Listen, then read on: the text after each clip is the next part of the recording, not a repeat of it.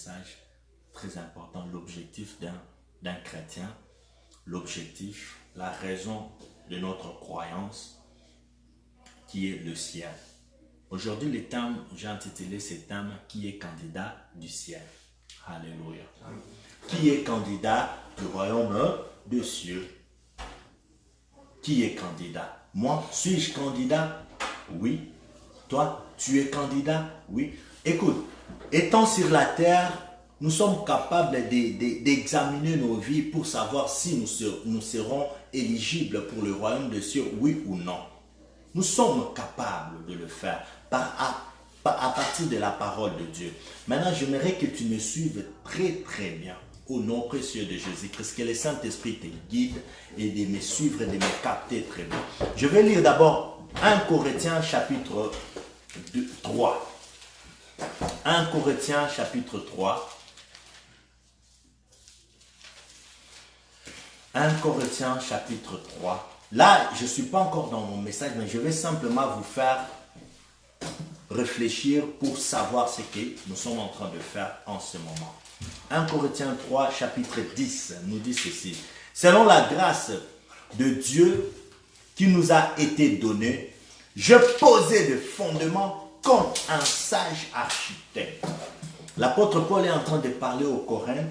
Il dit, moi, l'apôtre Paul, quand j'étais avec vous, je posais le fondement comme un sage architecte. Écoute, l'architecte, c'est celui qui donne le plan de la maison, n'est-ce pas? Il donne le plan de la maison. Mais l'apôtre Paul dit comme un sage architecte. Un sage, c'est-à-dire il a donné le plan convenablement. Il dit comme un sage architecte. Et l'un, comme un sage architecte, et l'autre bâtit dessus. Lui, il a donné le plan. Mais il y a quelqu'un d'autre qui va faire quoi? Qui va bâtir. C'est ça ta part. Écoute, nous, on vient vous donner le fondement. Mais chacun de nous doit bâtir. Maintenant, il y a un avertissement que l'apôtre Paul nous fait. Il dit ceci, toujours dans le même verset. Mais que chacun prenne garde de la manière dont il bâtit dessus. Nous avons donné des fondements, Jésus-Christ de Nazareth. Nous vous avons donné des fondations et nous avons pavé notre maison. Là maintenant, nous voulons construire notre vie. Et l'apôtre Paul nous tire des oreilles disant que chacun de vous prenne garde, soit prudent de la manière dont il est en train de faire quoi? De bâtir. Bien-aimé dans le Seigneur, je t'interpelle, je t'invite à prendre garde, à être prudente de la manière dont tu es en train de bâtir ta maison. De la manière dont tu es en train de construire ta maison. Prends garde. Sois prudent. Parce que si tu n'es pas prudent, tu risques de travailler en perte. Et, écoute, imagine le moment pareil. Tu es en train de passer des temps. Au lieu de dormir, tu es en train de me suivre. Tu es en train de sacrifier ton corps. Et le dernier jour, l'Éternel te dit, je ne te connais pas. Imagine, que sera la peine? Alléluia. C'est pourquoi je t'invite. L'apôtre Paul dit, je bâtis les fondations. C'est-à-dire Jésus-Christ qui est notre fondation. Il nous a montré Christ. Maintenant que chacun de nous prenne garde de la manière dont il veut maintenant faire quoi? Construire. C'est l'avertissement de l'apôtre Paul. C'est pourquoi je t'invite, bien-aimé dans le Seigneur, toi qui es en train de me suivre, regarde la manière dont tu es en train de construire. Maintenant, tu construis quoi? Laisse-moi te donner la réponse. Tu construis ton âme. Écoute, l'homme est tripartite. L'homme est tripartite. C'est-à-dire, il est composé de l'âme, de l'esprit et du corps. Alléluia. Le corps fonctionne, le corps n'est que des covers. C'est ça. Alors le corps est commandés à partir de l'esprit et de l'âme. Dans l'âme, c'est là où il y a tout, l'intelligence, la connaissance. Écoute, la réflexion que tu as dans ta tête là provient de ton âme. Même le péché que tu commets, elle commence par ton âme. Alléluia. L'esprit vient de Dieu. C'est l'esprit de Dieu. C'est pourquoi quand tu mourras, l'esprit va retourner auprès de son maître qui est Dieu. C'est fini. Et la Bible nous dit encore que quand tu mourras, l'esprit retourne auprès du Père.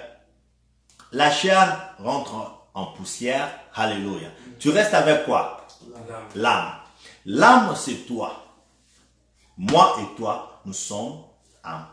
Le moi, quand je dis moi, le moi là, c'est ton âme. Alléluia. Alors, quand l'apôtre Paul nous dit, prenez garde de la manière dont vous êtes en train de construire. Vous construisez quoi? Tu construis ton âme. Alléluia. Prends garde, bien-aimé dans le Seigneur. Est-ce tu es en train de bien construire ton âme, oui ou non? Parce que c'est à partir de ton âme que tout va se faire. Écoute, toutes ces choses passeront. L'Esprit de Dieu, l'Esprit là qui te permet de respirer, de faire tout, cet Esprit-là rentrera auprès du Père. Lorsque l'Esprit partira, tu resteras avec ton âme. Et la chair, cette chair qui te trompe, qui te dit, tombe dans l'impudicité, va faire le commérage, le chichichi, le querelle, toute la jalousie, la colère, cette chair va t'abandonner. Alléluia. Et quand il va te laisser, tu resteras avec quoi? Ton âme. Alléluia. Maintenant, ton âme qui restera avec toi, cette âme-là, est-ce que tu avais pris connaissance de l'avertissement de l'apôtre Paul? Que chacun de nous baptise tout en étant prudent. Alléluia. C'est ça l'appel de l'apôtre Paul. Je continue le verset. Le 11e verset nous dit ceci. Car personne ne peut poser un autre fondement que celui qui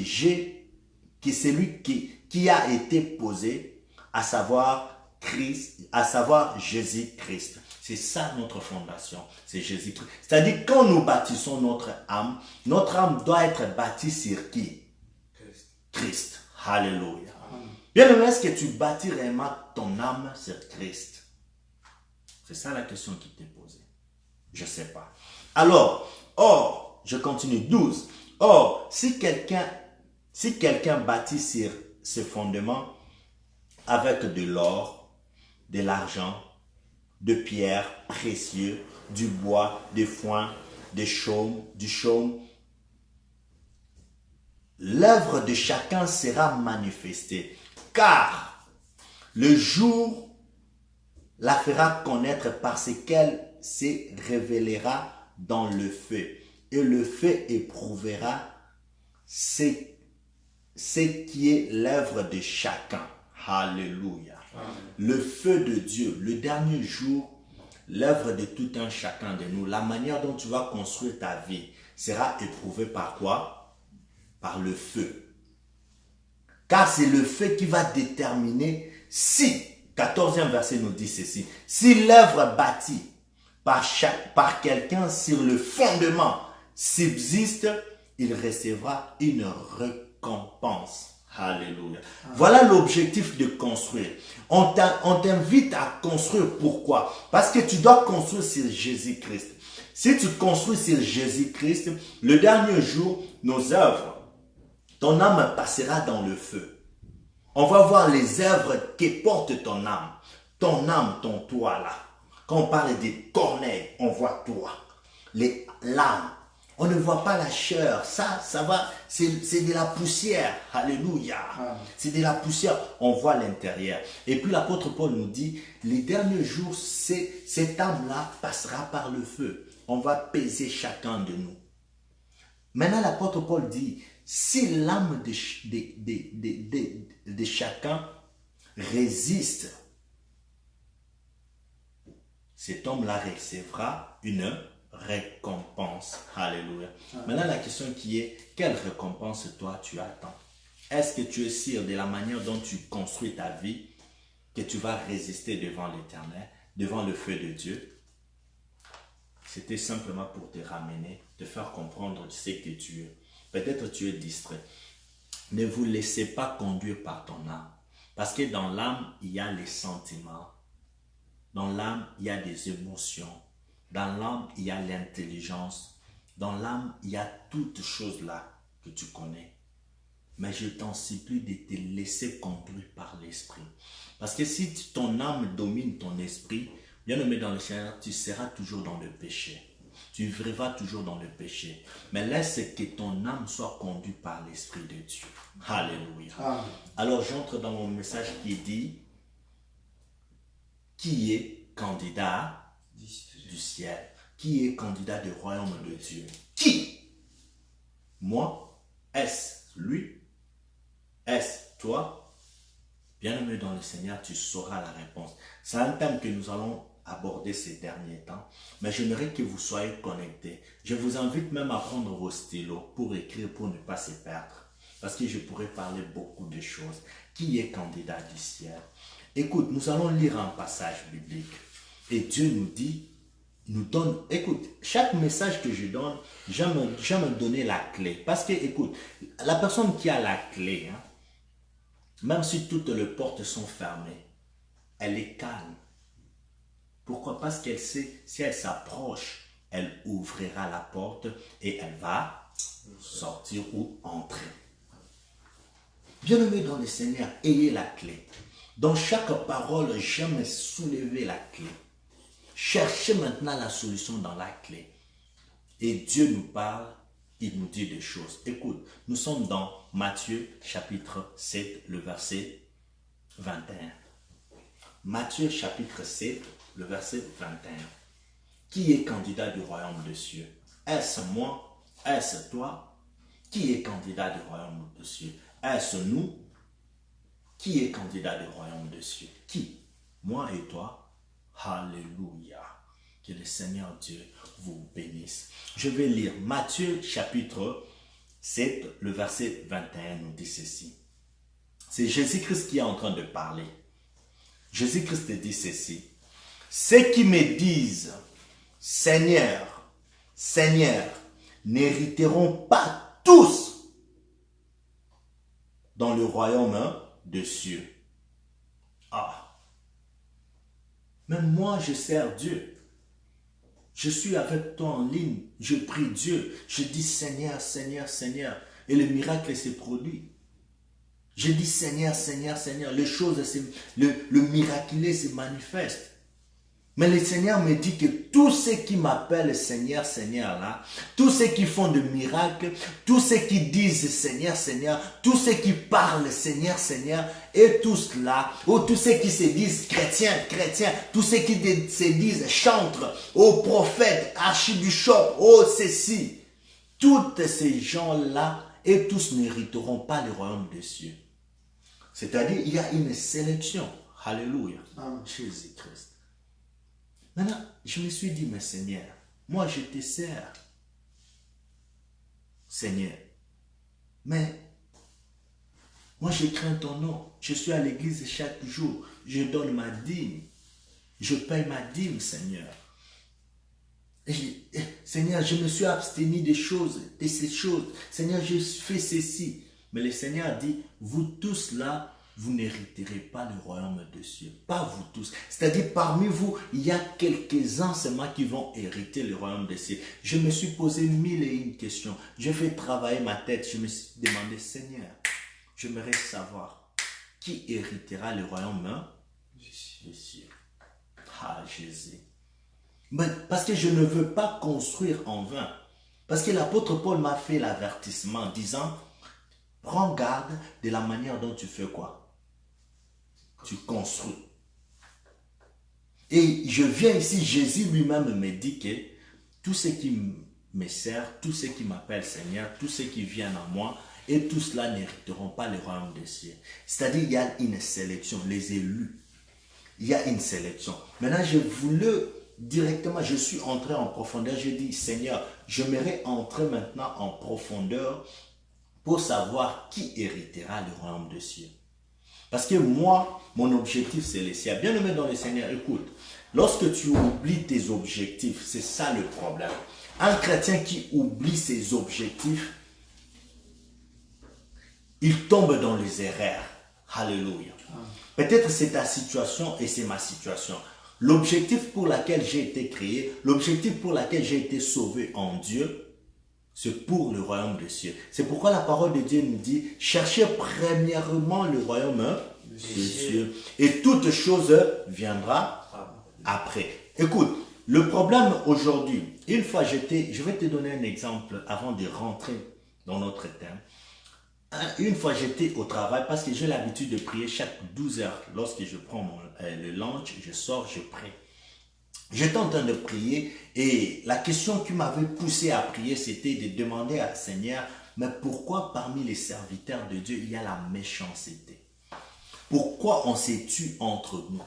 Pourquoi ceci, pourquoi cela? Écoute, l'Éternel me parle par une voix audible. Il me dit ceci, mon fils, toutes ces choses viennent parmi vous parce que vous oubliez l'objectif pour lequel vous avez été appelé. Ça m'a interpellé, j'ai dit, mais Seigneur, l'objectif pour lequel nous avons été appelés, nous avons oublié, oui. Il me dit, vous avez été appelés pour hériter le royaume des cieux. Mais quand vous entrez dans le ministère, le problème c'est quoi? Vous oubliez le royaume des cieux, vous commencez à regarder la gloire de ce monde. Alléluia. Alléluia. Lorsque je regarde la gloire de ce monde, je ne voudrais pas que Étienne me dépasse. Si Étienne sort avec une puissance, directement je vais chercher à intercaler qui? Étienne. C'est là où provient la jalousie. J'ai essayé de faire descendre cela sur tous les niveaux de la vie sociale. Je comprends que Jésus-Christ a raison. Lorsque tu oublies l'objectif pour lequel tu es en train de poursuivre, tu te perds et tu es influencé par les œuvres de la chair. Alléluia. Je rentre dans la parole. Jésus-Christ dit, tous ceux qui m'appellent Seigneur, Seigneur, Seigneur, et tous cela n'hériteront pas le royaume des cieux. Mais la question qui m'est posée, je me suis posé mille et une questions. J'ai dit, Seigneur, mais qui héritera le royaume des cieux? Qui? Dieu nous aime maintenant. Lorsqu'il nous donne des choses, il nous dit des choses, il nous donne toujours la solution. Toujours dans le même verset. Je reprends. Ceux qui me disent Seigneur, Seigneur, n'hériteront pas tous dans le royaume des cieux. Mais seulement celui qui fait la volonté de mon Père qui est dans les cieux. Alléluia. Tous ceux qui me disent Seigneur, Seigneur, n'hériteront pas et tous le royaume des cieux. Seigneur dit, mais celui qui héritera, c'est celui-là qui fait quoi? La volonté de qui? De mon Père. Or, c'est-à-dire, la clé pour hériter le royaume des cieux, c'est faire quoi? La volonté de Dieu. Est-ce que vous avez compris? Comme j'ai la clé, c'est facile pour moi maintenant, n'est-ce pas? La chose qui était difficile est devenue facile. C'était difficile pour moi parce que Jésus a dit, tous ceux qui m'appellent Seigneur, et tous cela n'hériteront pas le royaume des cieux. Et je me suis posé des questions, il me dit, c'est lui qui héritera le royaume des cieux, c'est celui qui a la clé. Et la clé c'est faire la volonté de Dieu. C'est-à-dire, la clé pour hériter le royaume de Dieu, c'est la volonté de Dieu. J'ai la clé, mais je ne sais pas utiliser cette clé. N'est-ce pas? Parce que c'est vague. La volonté de Dieu. La volonté de Dieu. La volonté de Dieu. Mais c'est quoi la volonté de Dieu? Est-ce que vous comprenez comment je descends? Tous ceux qui m'appellent Seigneur, Seigneur, n'hériteront pas le royaume des cieux. Mais on me dit, ceux qui font la volonté de Dieu, ce sont là qui hériteront le royaume de Dieu. C'est-à-dire la clé de notre problème, c'est quoi? Faire quoi? La volonté de Dieu. Maintenant, la question qui m'est posée, c'est de savoir c'est quoi maintenant la volonté de Dieu. Et comment saurais-je que ça, c'est la volonté de Dieu et que ça, ce n'est pas la volonté de Dieu? J'ai la clé. Oui, Seigneur. Écoute, quand tu as soif et faim de la parole de Dieu, Dieu te donne toujours des réponses. Quand je me suis posé des questions, directement Dieu m'amène dans Romains chapitre 12, le verset 1er et le 2e verset. Romains 12, premier verset et 2e. Romains 12, premier verset et 2e verset. Je suis en train de chercher quoi? La volonté de Dieu. Tous ceux qui me disent Seigneur, tous ceux qui partent à l'église, tous ceux qui me servent, tous ceux qui donnent les offrandes, tous ceux qui donnent les dîmes, tous ceux qui font toutes ces choses-là, tous ceux qui se disent chrétiens, toutes ces personnes n'hériteront pas le royaume des cieux. Mais la Bible nous dit que ceux qui hériteront le royaume des cieux sont des personnes qui feront la volonté de Dieu. Maintenant, la question qui nous est posée, c'est quoi la volonté de Dieu? Parce que j'ai la clé. La clé du royaume des cieux, c'est la volonté de Dieu. Mais je dois comprendre c'est quoi réellement la volonté de Dieu. Volonté de Dieu. Je suis dans Romains 12, le premier verset et le 2e verset. La parole de Dieu nous dit ceci. Je vous exhorte, donc, frères, par la compassion de Dieu, à offrir. Alléluia. Je vous exhorte donc, frères, par la compassion de Dieu. Par la compassion de Dieu. La première des choses, il te dit à offrir ton corps. Ce corps d'abord. À offrir ton corps comme un sacrifice vivant. Saint. Agréable à Dieu. Ce qui sera de votre part un culte raisonnable. Voilà, Dieu commence à te faire raisonner d'abord. Parce que tu es en train de chercher quoi? La volonté de Dieu. Je ne suis pas encore arrivé. Mais il a dit, je dois d'abord faire travailler ta tête. Pour faire un culte raisonnable à Dieu, offre d'abord ton corps. Comme un sacrifice quoi? Vivant, saint, agréable à Dieu. Il dit, cela sera un culte raisonnable que toi tu vas offrir à Dieu. Le verset 2e, je descends. Ne vous conformez pas au siècle présent, mais soyez transformés par les renouvellements de l'intelligence. Pourquoi il nous dit de ne pas se conformer au siècle présent? Premier élément. Deuxième élément, il dit, mais soyez par contre transformés par les renouvellements de l'intelligence. Afin que, c'est-à-dire, soyez, ne vous conformez pas au siècle présent, soyez transformés par les renouvellements de l'intelligence. Pour que, afin que, vous discernez quelle est la volonté de Dieu. Ce qui est bon, agréable et parfait. Chez Christ. Tous ceux qui me disent Seigneur, Seigneur, Seigneur n'hériteront pas et tous le royaume des cieux. Mais qui héritera? Jésus-Christ me dit, c'est lui qui fait la volonté de Dieu. J'ai la clé. La volonté se fait par où? Juste, il enlève quoi?